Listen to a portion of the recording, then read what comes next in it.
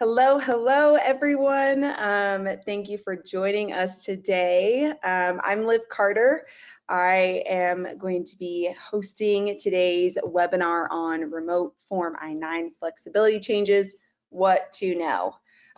We're going to be covering a lot of information, but before we jump in and introduce our co-host here, Paul, some housekeeping things. First and foremost, yes, this webinar is being recorded. I get that question quite often, and we get emails. Don't worry, we've got it recorded. In fact, it'll be sent out about an hour or so after this live event. So keep an eye out for that. If you don't receive it, definitely reach out to us. You can contact us at contact@verifiedfirst.com, and we can get you that recording. Also, this webinar is available for SHRM and HRCI credit. So if you're looking for those continuing education credits, you'll get them today. One of each. For our live attendees, the code will pop up in the post-webinar survey. So once I press this red X at the end of today's event, there will be a little pop-up. There's a survey, and at the end of that survey, you can get your Sherman HRCI credit there. If you're listening on demand, because we will share this on demand after today, please keep an eye out in your email for your HRCI and SHRM codes. It'll be emailed over to you, and you can access and use those credits there. Lastly, we would love for you to use the chat function today. So let's give it a little test. I see some of you have already found it, which is awesome. If you navigate to your GoToWebinar control panel, there's a little questions section or a chat section also. You can use either one to chat us, submit a question for I'd say Paul or I, but I'm gonna rely on Paul for these questions as our conversation goes on. So please use it. Jennifer received your test there. Howdy, Brittany. So glad to have you all join us as well today. So as we kind of get started, use that question and chat functionality, and we'll either ask questions as the conversation goes on, or we will have a Q&A session at the end of today's webinar, and we will do our best to answer as many questions as we can in today's time frame. So before we jump into the agenda, let me stop talking and have Paul, our co-host here, introduce himself. So Paul, why don't you introduce yourself a bit? Yeah, great. Thanks, Liv. Good afternoon, good evening, everybody, depending on where you're calling from. I'm happy to be a part of today's webinar and assisting Liv with delivering some exciting content as it relates to the Form I-9. I'm Paul McKenna. I'm with a company called Mitratech. I am part of their Human Resources Compliance Division, and specifically currently the product manager for the Form I-9. So our product is Tracker. We offer an electronic I-9 solution. We partner with Verified First, and happy to, again, be a part of today's discussion and co-host today's venue with Liv and deliver some exciting information that hopefully is not new to you, but at least something to get you motivated to potentially take action if need be. And as Liv indicated, please use the chat feature. We'll do our best to address the questions that come in. If for whatever reason you've stumped me or Liv and I don't know the answer, by all means, we'll get those questions jotted down. We'll be sure and disseminate answers out to the group after the call. So thank you again. Looks like we have a good number of individuals that are dialed in for today's session, which is super exciting, and looking forward to the conversation. Awesome. Yeah, happy to have you, Paul. Thanks for joining us today. So before we kind of jump into the meat of today's discussion, just an agenda here. So we'll kind of do some background on Form I-9. Hopefully everyone joining here knows what Form I-9 is and why we use it, but we'll cover it. And then we'll just kind of go over some of the temporary changes that were implemented during the COVID-19 pandemic. And then we'll look at physical document inspection next steps, remote documentation, and then we've got some helpful resources and then we'll end with a Q&A at the very end. So whether you submit your questions during the conversation or during that Q&A section, we will do our best to answer those throughout. Now, before we get into it, I just want to start with a poll question here, a little icebreaker, you might say. So I'm going to launch this. How prepared do you feel with the flexibility changes? So navigating those. I know our audience today, it's a wide range, right, of employee sizes and company size and all of that. So how prepared do you feel? You could feel ready, somewhat prepared, not at all prepared, and not sure. And that'll kind of just help us kind of gauge where our audience is today. I'll give it just a few more seconds here. All right. I'm going to close the poll and I'll just share with you guys kind of where we're at. So it looks like we've got 44% feel somewhat prepared. So that's awesome. Good. 10% feel ready. That is great. So over 50% already. That 25%, that 21%, don't worry. We're going to see what we can do today during today's webinar. All right. Paul, why don't we start with what is Form I-9 and how is it used today? Some background around it. Yeah, I mean, hopefully most of you on the call today are familiar with the Form I-9, but we don't like to make any assumptions. Liv, I don't know if you want to maybe advance the slide to the third slide. Oh, yeah, sorry, you guys couldn't see that. No, you're fine. No, you're fine. So let's talk a little bit about the purpose of the Form I-9. So it is a requirement of every employer here in the US. Employers must make sure that they have a completed Form I-9 to document both verification of your employee's identity and also their employment authorization. This applies to both citizens and non-citizens, those individuals who have been hired, almost 40 years ago, dating back to November 6, 1986, in order for them to work in the US.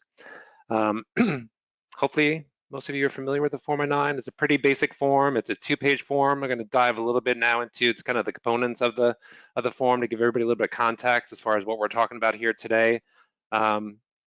It's a 2-page form that's made up of 3 different sections. Section 1 is the employee information and attestation section. This is a portion of the I-9 that is actually completed by the employee themselves. Section 2 is the employer or authorized representative review and verification section of the I-9. That's completed by employers or employers authorized or designated representatives. And lastly, in some cases, Section 3 of the I-9 may be applicable.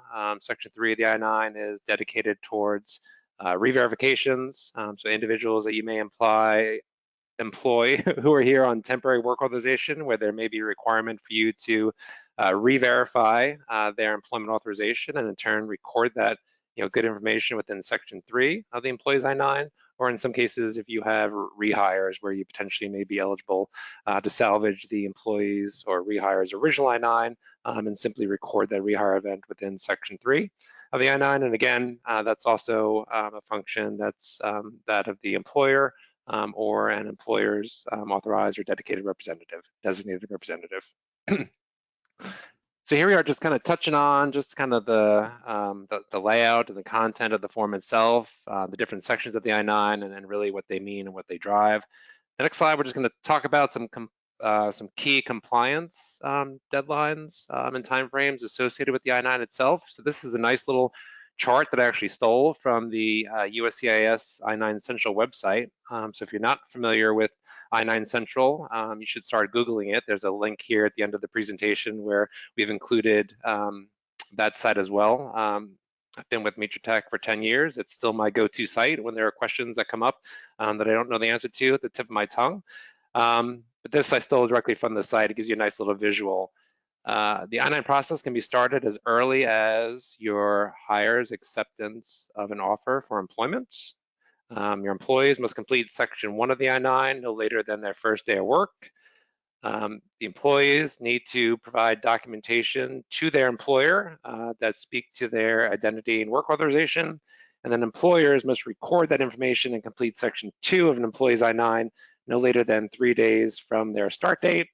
And then again, if you have an employee who's here on temporary work authorization and that work authorization is about to expire, you need to complete that re-verification within Section 3 of that hires I-9, no later than that employee's work authorization end date.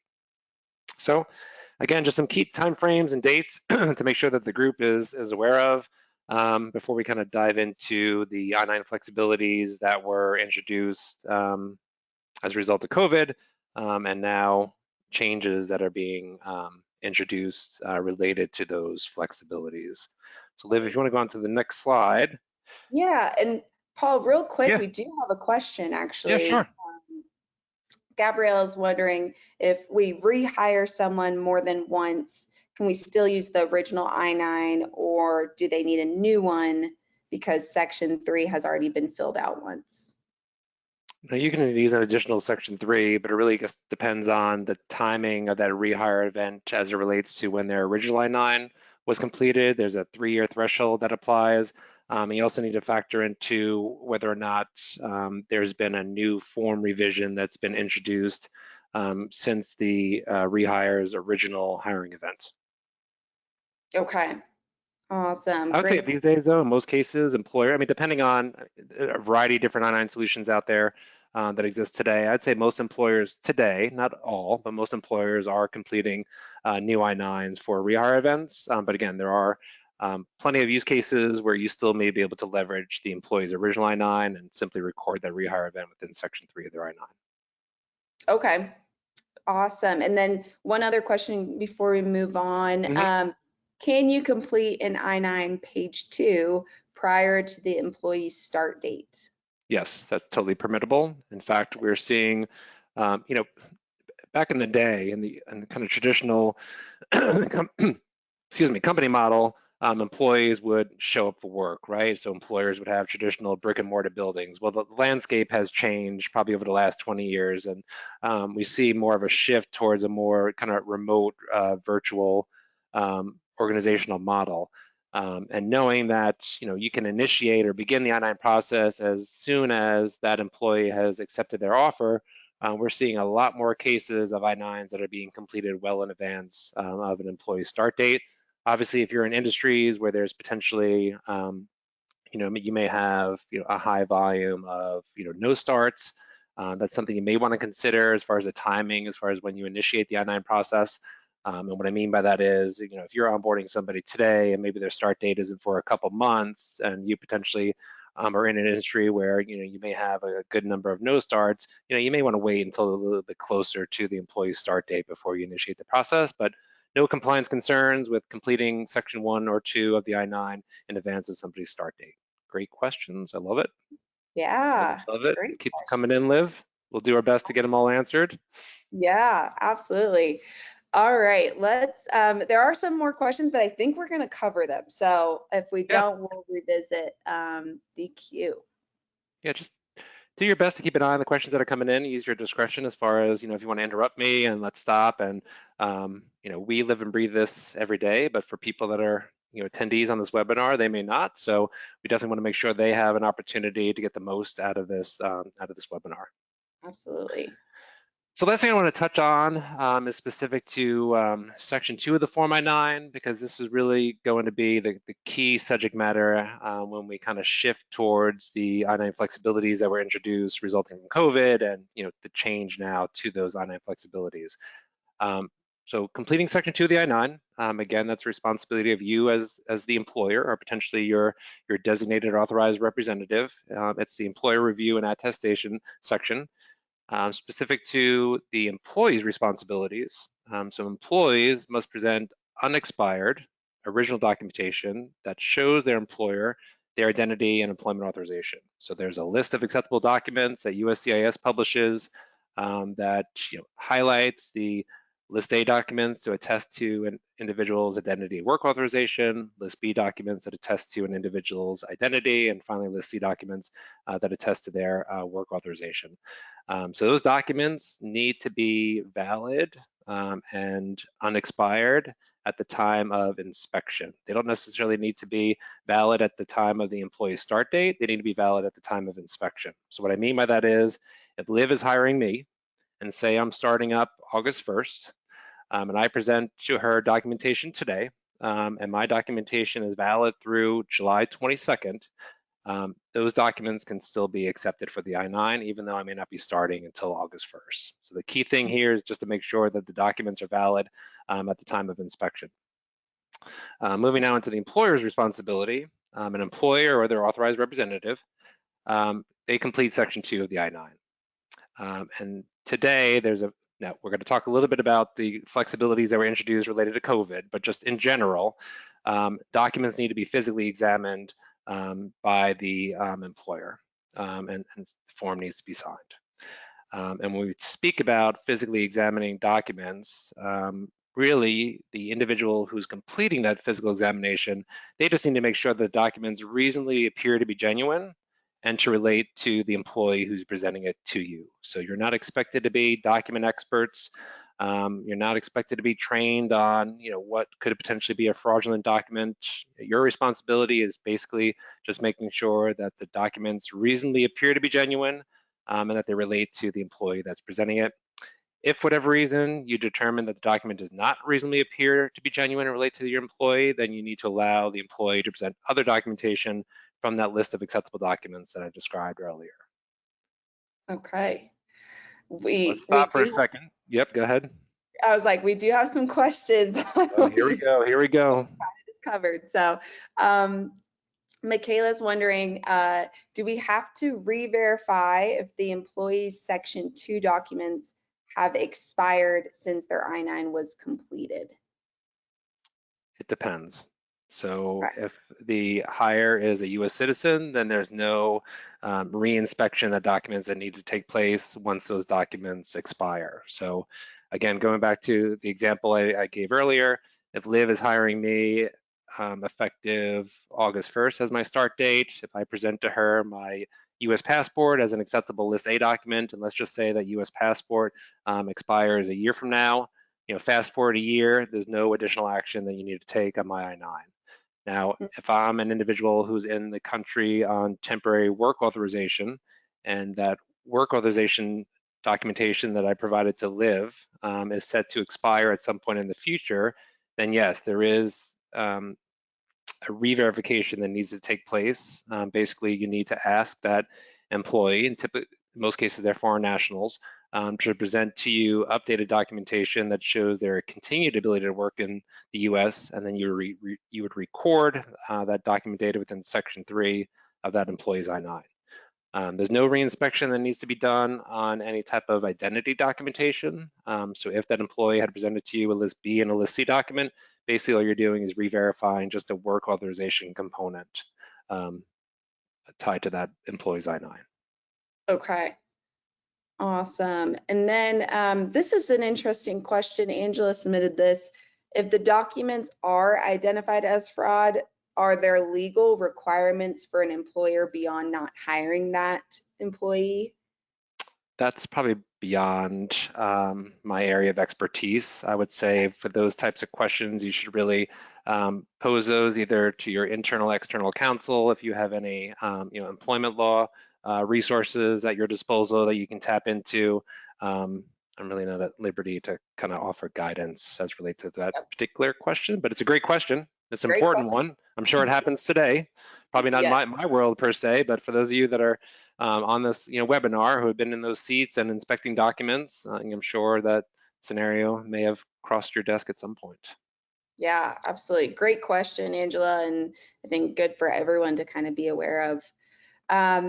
And I think we're gonna roll into this, Paul, but we do have Yeah, a question on, could anyone be considered an authorized representative? great question.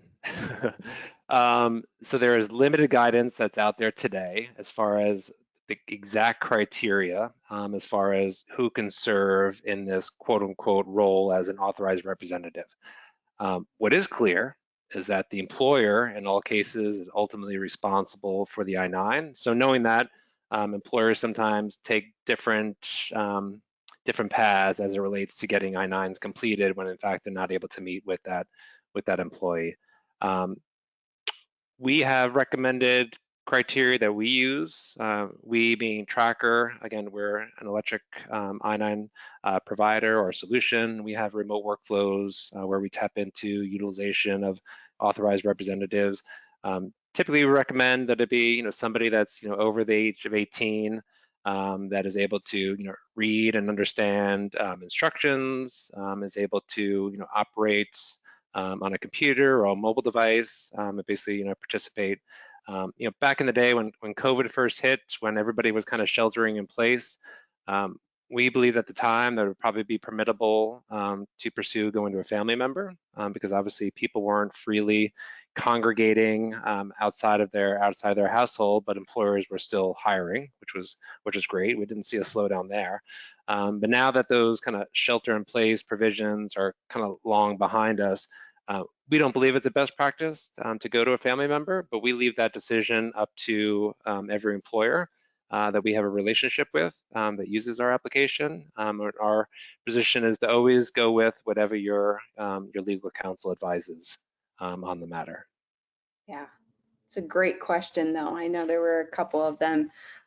There's a few more, Paul, but I think we can move forward and then you might naturally answer some of them. Yeah, sure. So now we're going to kind of dive into, okay, we got the basics of the I-9, and there's a lot more detail that goes into day-to-day I-9 administration, but we just wanted to touch on some of the key concepts before we kind of change gears a little bit and talk about some of the I-9 flexibilities that were introduced as a result of COVID.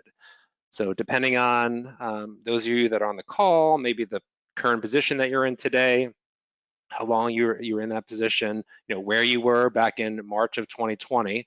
But basically, back in March of 2020, ICE issued a press release stating that in light of the COVID-19 national emergency that was taking place at the time, employers could temporarily defer the physical inspection requirement that I just spoke of related to documents associated with the I-9 process. And this new temporary rule at the time permitted employers to virtually verify employees' documents via video, fax, email, etc. So what does that mean? So let's go back to my original example. We're going back to 2020. Liv's hiring me. My start date is going to be August 1st, 2020. Liv and I are both sheltering from our own individual homes. I'm not able to get to an office, but yet hiring practices still continued. I would be able, through this kind of webinar session, if I wanted to, I could hold up my passport to, where are you, to Liv, and she can inspect that. And she could record that document data in section 2 as she normally would. And then she could in turn capture a copy of that document from me, include that with the I-9, and based on the guidance that was introduced, the additional information section of section 2 should have been notated as such. So again, this was a provision that was released back in March of 2020. It allowed employers under certain conditions to be able to virtually inspect documents relating to the COVID-19 national emergency. And that guidance was extended several times. And in fact, there's a slide towards the end of this presentation that speaks to all the additional updates that took place from March of 2020. But one key update that took place was a year later, on March 31st, 2021, where the initial guidance mandated that the employer's business had to be completely shut down, basically, in order to benefit from the flexibility. Well, a year later, clarification was given, and ICE relaxed the requirement relating to the operational status of the employer, and instead focused on the employee, allowing for remote inspections to continue where employees were working from home due to COVID-19 precautionary steps or measures that they were taking. So I don't want to get into all the details surrounding, should I have done a virtual inspection at the time? Was I eligible to do a virtual inspection at the time? Did I do a virtual inspection? But that's up to you and your legal teams to discuss. The purpose of today's webinar is to let you know, what took place, dating back to March 22, and what more recently took place. So now, fast forward 3 years, back in May, DHS and ICE announced the official sunset date for that COVID-19 related physical inspection flexibilities that we just discussed. And as a result, key date here, as of July 31st, 2023, which is 11 days from now, and going forward, employers must physically inspect all employee work authorization identification documents presented for the Form I-9 process. So what that means is, if you were eligible to do virtual inspection of documents in the past, totally fine, but guess what? Here's your wake-up call. Effective July 31st, 2023, you're no longer able to do that. And the second piece of this is that had you completed a virtual inspection of documents because you were eligible to do so, now that those flexibilities are coming to an end, employers have 30 days after that flexibility rules expires or until August 30th, 2023 to now go back and complete an in-person verification and basically a physical inspection of all documents that were previously virtually inspected dating back to March 2020. Now that's a mouthful. So let's pause for a second because that's a lot of information. And let's see, Liv, if there's any type of questions that are coming in related to this where we can help to clarify for the group. Yes, there are a lot of questions. A lot of questions about, okay, what do we do if we're fully remote, right? And I know we're going to kind of touch in some of that as we kind of move forward. But one question that we had here was, hold on, let me find it. I just Yep. Sometimes coming it's hard to scroll through. Let's see. Okay, their question was around, so they have some employees that are remote, some aren't, and potentially it wasn't always notated that they were, inspected remotely. And you might not be able to give them a definite answer, but they kind of said, what recommendation would you have? Just assume everyone was remote and audit them all. Any thoughts there? It's kind of a tough situation. I think you definitely want to kind of get input from counsel on the topic. I know in my shoes, for our customers that were using the Tracker I-9 application at the time, again, employers were to be utilizing the additional information section of Section 2 if a virtual inspection of documents was completed. And as a result, now to have to do a look back, our application offers reporting where we could at least identify either the total population of I-9s or a subset of I-9s where a virtual inspection of documents took place dating back to 2020 if the I-9 was completed per the guidance that was available at the time. Now, if for whatever reason I-9s were completed and maybe that guidance wasn't 100% followed or wasn't followed in its entirety, and now really you're kind of at a loss as far as what do I do? I'm not sure if a I-9 had a physical inspection or a virtual inspection.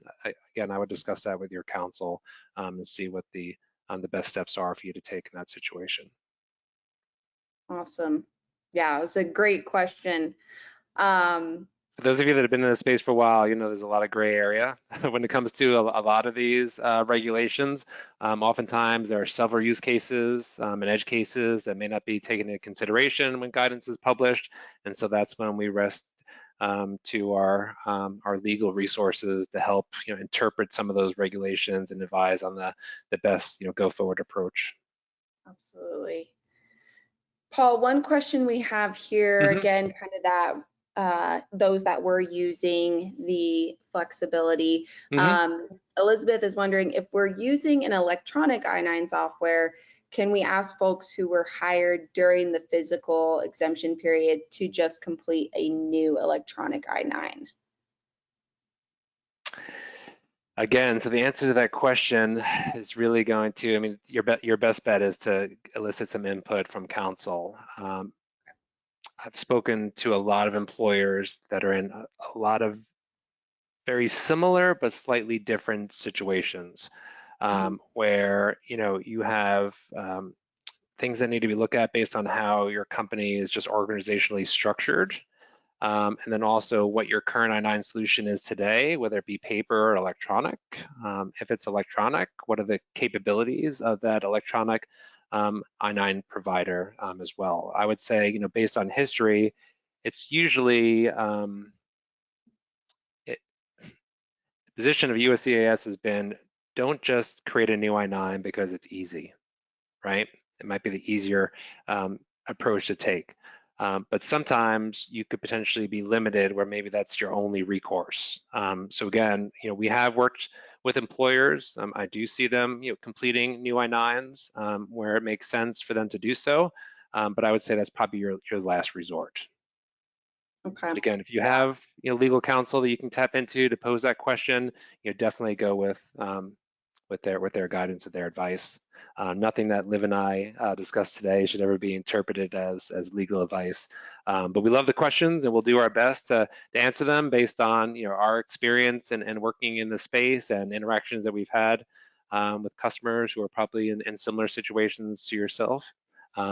But yeah, there's been guidance that's been released, and you can Google all day long all over the USCIS website. You can look at the Employer Handbook M274, but I'm telling you, some of the questions that you have, you're just not going to find a documented response on. Yeah. Thank you for that, Paul.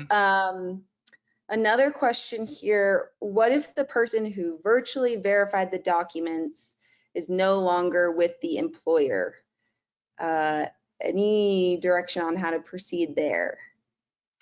Yeah, the biggest thing you want to accomplish is a physical inspection of documents. And if the person who originally completed the virtual inspection of documents is either no longer with you or is not available to participate in the physical inspection act, that's totally fine. The guidance that's shared is when that person goes to complete that physical inspection, they're supposed to notate again the additional information area within section 2.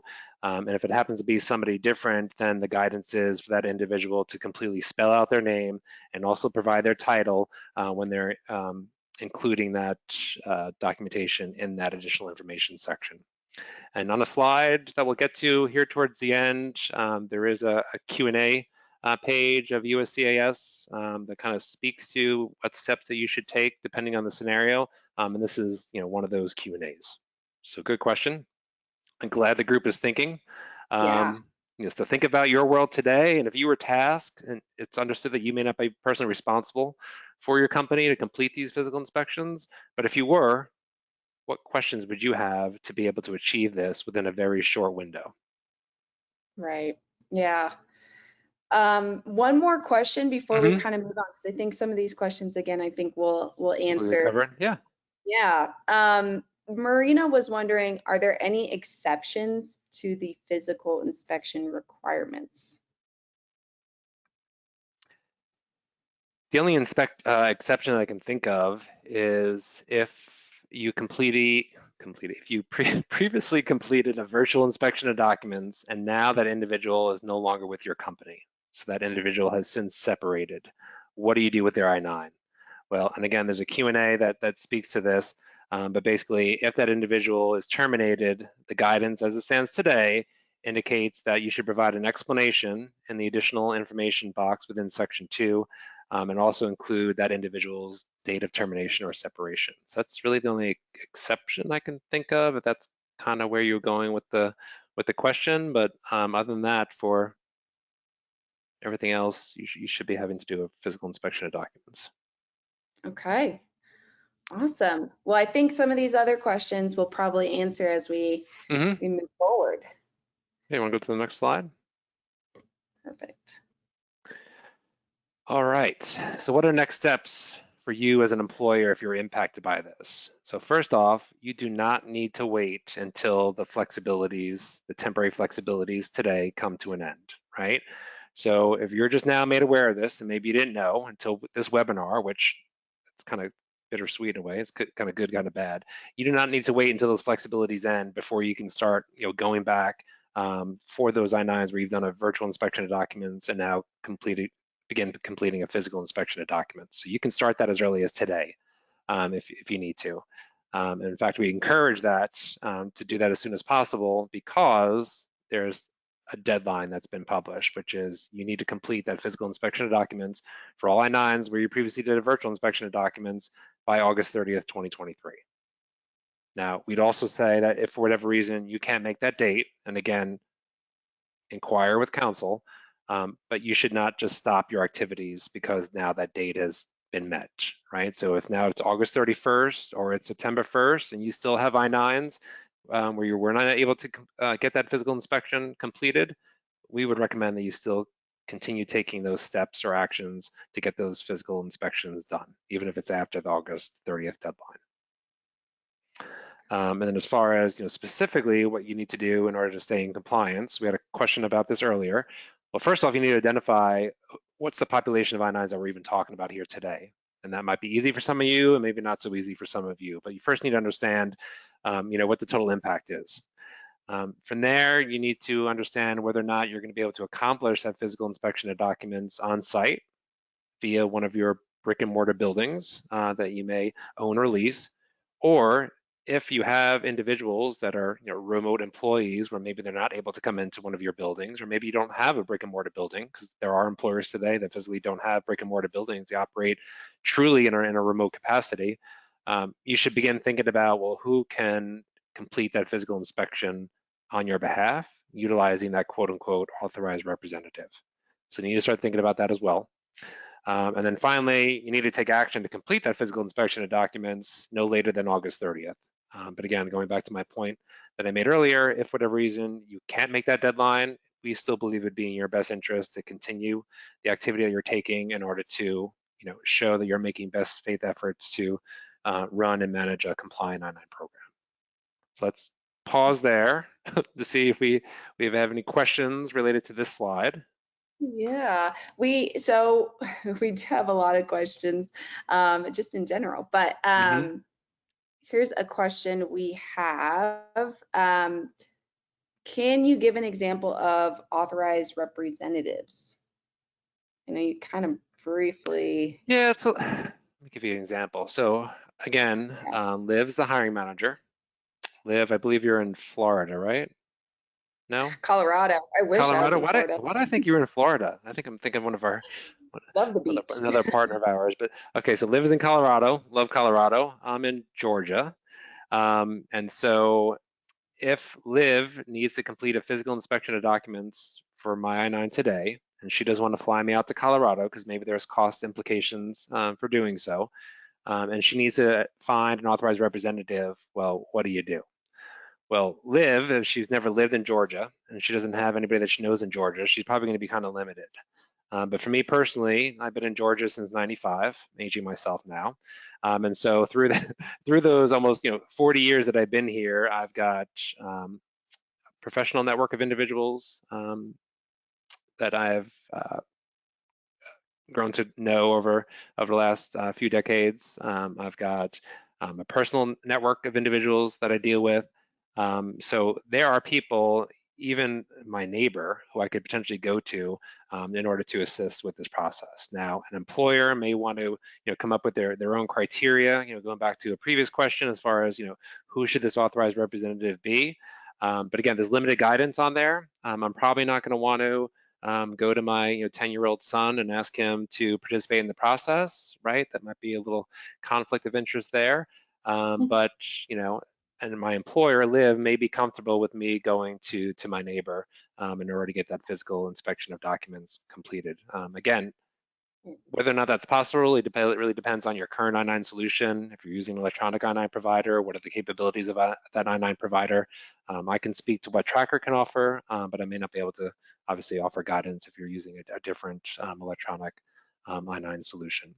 If an employer wants to take it a step further, we've also recommended that, hey, I can still go to my neighbor and have them complete a physical inspection of documents. If Liv is feels a little uneasy about that, she could host a Zoom meeting, right? She could provide oversight to that face-to-face so that if my neighbor has questions, because guess what, they're probably not familiar with I-9s, and maybe they need a little bit more guidance, and maybe a little, one-page step-by-step job aid isn't enough for them, and Liv would just feel a little bit better if she was able to provide oversight to that meeting. Then you could take it a step further, and you could, set up a Zoom call, depending on the technological capabilities of you and your hire and the authorized representative, so you can make sure that that physical inspection of documents is taking place, per your expectations.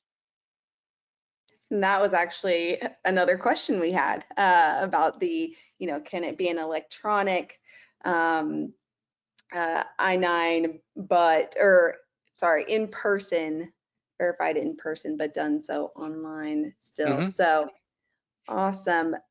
We have a question here. Ashley is wondering what happens if we don't comply? So there really hasn't been a lot of guidance specific to the exact financial penalties that potentially an employer would incur in the event of an audit. So let's talk about this a little bit. Yeah. So you talk about risk factors here.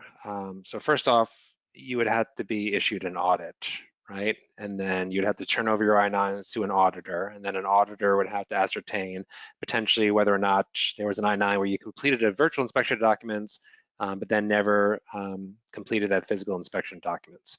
Even if they were able to make all that determination as far as the fine that they would potentially assess is not documented anywhere. So my position typically is when employers are a little bit on the fence as far as what action we should take, is that you really need to consider that financial risk as part of that decision making. Meaning the amount of time and effort that it would take for you to potentially accomplish a physical inspection of documents just because of the coordination that would be needed and the players that are involved. It's possible, right, that if you did nothing, that the cost you would incur by being fined in the event of an audit may be significantly less than the cost you would incur as a company to actually take the steps that have been published in order for you to achieve, overall compliance. So again, that message is not to say to anybody on this call, do nothing. That's not what I'm trying to get across. But every employer is going to be a little bit different, and I think you need to look at the big picture and all the pieces that are involved to really determine how you want to best move forward. But Okay. again, based on the guidance that's published today, you should move forward and get those physical inspection of documents completed. Makes That's sense. your safest, most compliant approach. Yeah. Um, One other question here. Hmm. So Michael has the question, how can we document or prove that the document was inspected physically? Is there any direction around that? I mean, you're updating a government document and there's verbiage on that document that basically states that you could incur fines or potentially imprisonment for any false statements that you make on the form. So to me, based on your question, Michael, I think it's a little subjective, right? So if Liv documented on my I-9 that she physically inspected my documents on July 20th, 2023, and she was questioned, well, how did you actually accomplish that? I think that'd be a tough question to answer. I mean, if Okay. somebody was able to Yep. figure out, like, well, Liv, we know you're in Colorado, and based on these employment records, Paul's in Georgia. So how did you complete that physical inspection of documents? Was Paul flown out? So Right. I think it's kind of subjective. But based on the guidance that's limited or issued today, there's nothing out there that states that you have to somehow prove that you completed that physical inspection of documents. Okay. Awesome. Let's see. Quite a few questions on that that same question there. Hmm. Okay. Rita is wondering, can you still physically verify the ID, but use something like an e-signature, DocuSign, program to complete the form, or a digital, tracker solution, something like that? So it's a question, Rita, that for whatever reason you want to use a different type of technology in order to complete the physical inspection of documents, and that documentation of that action that was taken lives outside of the form itself, and would that be compliant? Again, I think there's some gray area there, and I would defer to counsel on that. I mean, the guidance that's published today is primarily dependent. It seems to be, which they often do, is they publish guidance as if the form is completed on paper. So the guidance out there today, speaks to updating that additional information section of the I-9. It speaks to if when you complete that physical inspection of documents, new documents are presented versus the ones that were presented at the time when the virtual inspection of documents took place, that you should complete a new Section 2 and then tie that new Section 2 back to the original I-9. But I think, we could potentially, make an argument if you need to come up with, a creative way in order to accomplish that physical inspection of documents, but potentially utilizing other technology. But again, I would defer to your counsel on that. I mean, at the end of the day, if it was me, and like I said, I'm not an auditor, I've never been an auditor, but if I'm reviewing what you're doing as an employer and you're proving to me that you were taking best faith effort to run a compliant program, I'm sure that's going to make you look a lot more favorable than if you just sat and did nothing or looked the other way. But again, that's me sitting from my chair here in my remote Georgia office. But definitely, ask those questions internally. If you have counsel, by all means, reach out to them. You can always reach out to USCIS directly as well. Their contact information is published on their website. You can give them a call. You can send them an email. So there are steps that you can take if you have concerns related to actions that you're either taking now or you're considering taking, and making sure that they're compliant in the best interest of your company. Awesome. All right, we have a couple or a lot more questions, but we can probably move forward, or we could kind of start the Q&A now, I guess. Well, there's one more slide, and then we can maybe go back to well, there's a couple more slides, but one more slide content-wise that I think would be good for the group to, one before that. Yep, this one. Perfect. So now, right, you aware of the I-9s where you need to complete a physical inspection of documents, you know who's going to be completing that physical inspection of documents, what do you need to know next? So how you update the I-9 depends on a couple of different scenarios, and we touched on these directly or indirectly, since we've been chatting over the last 40 minutes. So the first off, is the employee still employed by your organization? And if that employee is no longer employed by you, then there's guidance that speaks to how you should update that additional information box accordingly based on that termination event. You also need to determine whether the employee is going to be presenting their same documents to you, or if they're going to be presenting different documents. The same documents can be presented, that's totally fine. If those same documents that were presented to you back when the virtual inspection of documents took place are now expired, but the employee still has those documents, then that's sufficient. You can still accept those inspected documents as long as they were the same documents that you accepted when you completed the virtual inspection of documents. And if they were new documents that you were presented with, then again, you should record that document data in Section 2 of a new I-9 and then attach that new I-9 to the original I-9. And then you need to determine if the person that's inspecting the documents physically, if it's the same person that did the virtual inspection of documents. And if not, then basically there's a guidance out there, which there's the link that speaks to this, that's towards the end of the deck, that basically gives you guidance as far as how you should notate that additional information area, if the person who's physically inspecting the documents is the same person or a different person. And again, please refer to the helpful link slide for guidance on updating the Form I-9 based on those scenarios up above. But those are the three main areas that you need to consider as you're going through this process of physically inspecting your employees' I-9s, or their documents, I should say. Awesome. The next slide, Liv, is just, these are all of the policies that were issued dating back to 2020. You can see there are numerous extensions on these I-9 flexibilities that took place, would appear to be almost indefinitely until May, when they finally published those flexibilities would be coming to an end. And then the next slide, these are just some helpful links that I thought would be good for the group to know. One is just a generic link to the USCIS I-9 Central site. The next link is just where all the temporary policies that we basically just reviewed on the previous slide are documented.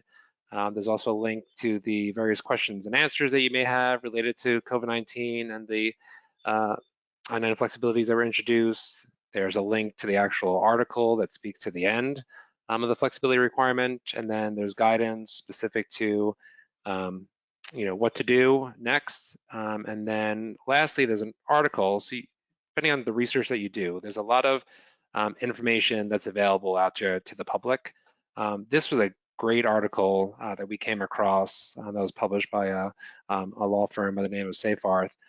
It's an easy read, but if you want to go through it, it touches on a lot of the concepts that we talked about today, and it's really organized really well. So if you fell victim to multitasking during this call, which a lot of us do because we have our normal day-to-day responsibilities, that article will give you a nice overall summary of a lot of the key concepts and topics that we went through today. But don't think Awesome. you're limited to just these links on the slide. There's a lot of information that's available out there that people have commented on that may help you out in your particular scenario. Great. And I see a lot of questions in the chat about the recording. And just to reiterate, yes, we will share this shortly after today's event, so you can, use those links and, keep track of everything we discussed, especially if you're multitasking, because this is a tricky webinar to do that with. So Paul, we do have a lot of questions. Yeah, Audience, we don't have enough time for all of the questions, so we will do our best to answer what we can. yeah, let's do it. Awesome. So one question we have here, to confirm, the employee completes section 1, witness completes section 2, and then it comes back to us, the employer, to review, approve, and submit. That depends on your I-9 solution. So what you're describing is a workflow that's inherent in the Tracker I-9 solution, where an employer can identify an authorized representative to complete Section 2 on their behalf. And within our application, there's an approval step. It's a configurable step where we want the employer to kind of give the I-9 a final kind of review. Now, the reason for that is, even though our application has the compliance guide rails in place in order to ensure not only a complete, but also a compliant I-9, because of that stipulation that you as the employer at the end of the day are ultimately responsible for the I-9, if you're using an authorized representative who potentially is not familiar or trained on I-9s, we recommend that approval step just to kind of give you that, have you serve as like the last line of defense to review and approve that I-9. And then if you're an employer who participates in E-Verify, then after that approval step, we'd move you right into the E-Verify workflow in our application. But again, I can't speak for other I-9 providers that are out there that people on this call might be utilizing today. But what you're describing is very familiar to me, obviously. Okay, awesome. That was a great question.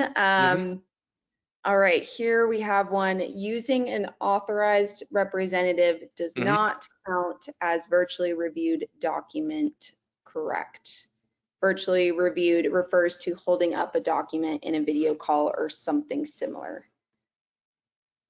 Looking for confirmation. So just to be clear, you can always use an authorized representative. It's possible dating back to 2020 that you had an authorized representative who also completed a virtual inspection of documents. I think that'd be rare.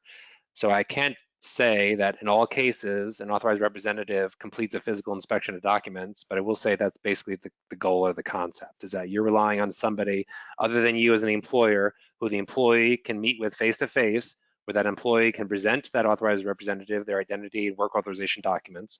That authorized representative can then physically touch those documents, right? Having the passport directly in front of them and actually inspecting them and completing Section 2 on your behalf. So as long as that authorized representative completed that physical inspection of documents, it's a totally permittable scenario, and there's no additional kind of part 2 work that you need to do later. But the key is, if a virtual inspection of documents was done in the past and it was permittable, whether it be by you, the employer, or potentially an authorized representative for some reason, then you still have that physical inspection requirement that needs to be followed. Okay. Got it. We actually have quite a bit of questions, quite a few questions on that authorized individual. Another question we have here, do they need to send you a copy of what they reviewed physically? It depends on your company's document retention policies. Okay. So let me expand a little bit on what I mean by that. Yeah. We have employers today that may or may not be using E-Verify. So let's not talk about E-Verify for a second. Let's just talk about the I-9. So as it relates to the I-9, the document retention policy that you as an employer need to decide on is basically all or nothing. That if I want to retain copies of documents, that's totally permittable.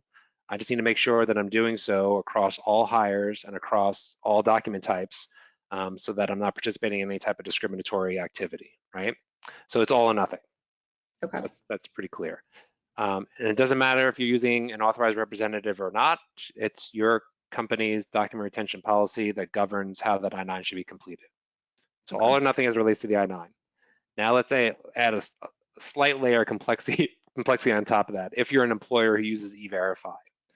So regardless of what you're doing in the I-9, if you're an employer who participates in E-Verify, E-Verify has a feature called photo match, which is applicable to certain List A documents, US passport and passport cards, employment authorization documents, and permanent resident cards.